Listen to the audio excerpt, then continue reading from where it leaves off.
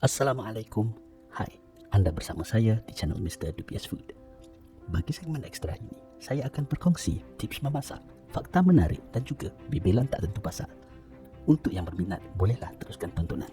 Sebelum tu, saya nak kongsikan apa rasanya jejari keju yang dah siap ni. Kalau dibuat dengan betul, jejari keju ni sepatutnya rangup di luar, tak terlalu berminyak. Kejunya cair, kenyal dan lemak berkering disukai ramai. Seterusnya, saya nak kongsikan tips tambahan untuk masak jejari keju mozzarella ni kat rumah. Sedikit imbas kembali, kalau ada yang ingat, rangkaian makanan segera Burger King pernah menawarkan mozzarella cheese stick dalam menu mereka sekitar tahun 2010. Kalau ada yang ingat, boleh share kat komen di bawah. Berbalik kepada resepi, ada beberapa tips buat anda yang nak mencuba. Yang pertama, nak mengelakkan keju bocor dalam minyak. Kena pastikan balut dengan serbuk roti minimum 2 kali atau lebih. Pengalaman saya sendiri, pertama kali saya guna keju timbang tempatan yang 1 kilo tu sewaktu eksperimen nak sukat bahan-bahan bagi resipi ni. Keju tu bila digunakan tak jadi kenyal tapi macam cair dan basah. Bila goreng pun habis bocor dalam minyak. Selama ni pakai keju komersial kat supermarket, okey je. Ni sekadar berkongsi pengalaman tau. Bukan nak condemn bisnes atau produk siapa-siapa. Mungkin keju tu lebih sesuai digunakan dalam resepi lain. Wallahualam. Jadi kalau anda ada mengalami masalah keju bocor sebegini sewaktu menggoreng, bolehlah perhatikan dua perkara yang saya dah sebut ni. Tips seterusnya berkaitan suhu minyak sewaktu menggoreng. Kena pastikan minyak yang dipanaskan sekitar 180 darjah Celsius untuk mengelakkan gorengan terlalu lama. Suhu ni sebagai panduan untuk mereka yang partikular yang nak pakai termometer bagai. Tapi kalau kaedah agak-agak, macam mana pula? Anda boleh guna peralatan kayu. Bila kita celup dalam minyak, akan keluar buih yang halus-halus sahaja. Itulah tanda minyak yang sudah cukup panas. Kalau buih tu masih besar-besar sangat, boleh bagi sedikit masa lagi. Tapi kalau agak-agak minyak dah berasap tu, boleh panggil abang bomba kot. Nanti dah cuba resepi, bolehlah share jadi ke tak jadi. Share lah juga ke IG dan hashtag Mr. Dubious Food, hashtag jadi ke, hashtag tak jadi. Okey, habis tips memasak. Seterusnya, kita nak cerita pasal asal-usul keju ni pula. Dari segi bahasa, menurut Encik Dewan Bahasa dan Pustaka, negara Malaysia, Brunei dan Indonesia semuanya memakai istilah yang sama, keju. Sebutan keju ini sendiri berasal dari bahasa Portugis, keju. Kemungkinan besar kita meminjam istilah Portugis ini setelah mereka datang menjajah kawasan Nusantara pada abad ke-16.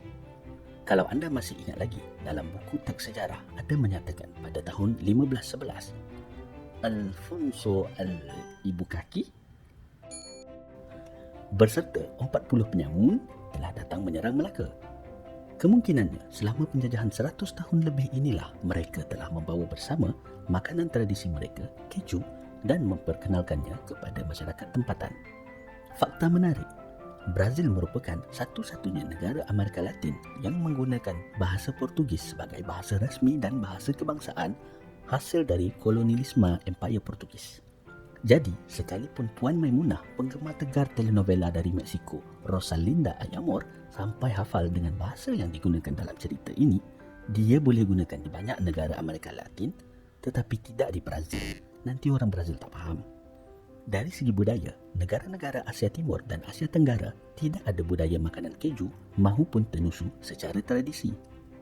Hal ini berkemungkinan berkaitan dengan laktosa atau lebih tepat ketaktoleranan laktosa atau dalam bahasa Inggeris dipanggil lactose intolerance. Dah pokok bondo pula tu jang. Laktosa ni merupakan kumpulan gula dalam susu disakarida, gabungan antara glukosa dan galaktosa. Lactose intolerance pula terjadi salah satu sebab utamanya kerana badan manusia dewasa tidak lagi boleh mencerna laktosa secara semula jadi. Ini dipanggil primary lactose intolerance, di mana badan akan mengurangkan penghasilan enzim laktase yang boleh mencerna laktosa selari dengan pertambahan umur, kerana hanya bayi yang bergantung kepada susu ibu sebagai sumber nutrien. Dianggarkan 65 ke 75% dari populasi dunia tidak boleh mencerna laktosa bila dewasa. Menurut saintis yang nama-namanya saya tak reti nak sebut ni, dalam kajian mereka, 87% dari sampel Malaysia mengalami kesulitan penyerapan laktosa lebih kurang dengan jiran kita Thailand pada kadar 84%. Menariknya, sampel Korea Selatan berada pada kadar 100% kesulitan penyerapan laktosa. Boleh diperhatikan masyarakat yang purata mengalami lactose intolerance tidak mempunyai makanan tradisi berasaskan tenusu. Paling dekat dengan kita, sampel masyarakat negara India berada pada tahap 61% dan selari dengan itu, masyarakat mereka mempunyai makanan tradisi tenusu. Contohnya paneer, iaitu sejenis keju. Harus difahamkan, ketaktoleranan berbeza dengan alergi. Alergi pada tahap paling teruk boleh mengakibatkan kematian, namun ketaktoleranan biasanya hanya menyebabkan simptom ketakselesaan badan seperti kejang perut, angin, kambung, diarrhea dan pening, dan pada kadar berbeza bagi setiap individu. Oleh sebab itu, untuk masyarakat kita di zaman sekarang, ramai juga yang boleh mengambil produk tenusu secara harian, tetapi pada jumlah yang tidak terlalu banyak sebelum mula mengalami simptom yang dah disebutkan sebentar tadi. Di lain waktu, kita akan bercakap pula tentang alergi dengan lebih lanjut bila ada topik yang berkaitan. Berbeza dengan masyarakat berketurunan Eropah, badan mereka tidak mengurangkan penghasilan enzim laktase sejajar dengan peningkatan umur. Maka, pengambilan produk tenusu dalam diet tidak mengganggu sistem pencernaan mereka. Oleh kerana itu, budaya mereka ada banyak makanan tradisi berasaskan tenusu dan salah satunya keju mozzarella yang kita gunakan dalam resepi ini. Betul ke Mamat ni? Jangan percaya bulat-bulat apa yang saya cakapkan ni. Boleh cek pautan artikel-artikel berkaitan yang dah saya senaraikan dalam description video di bawah. Anda yang menonton, apa tahap toleransi terhadap produk tenusu? Ada cerita menarik ke pasal ni? Jangan lupa komen kat bawah. Kalau anda suka dengan video ini, bolehlah like, subscribe, tekan butang loceng dan share banyak-banyak kat sanak saudara, sahabat handai, jiran tetangga, ketua kampung, hatta kepada adun daerah sekalipun.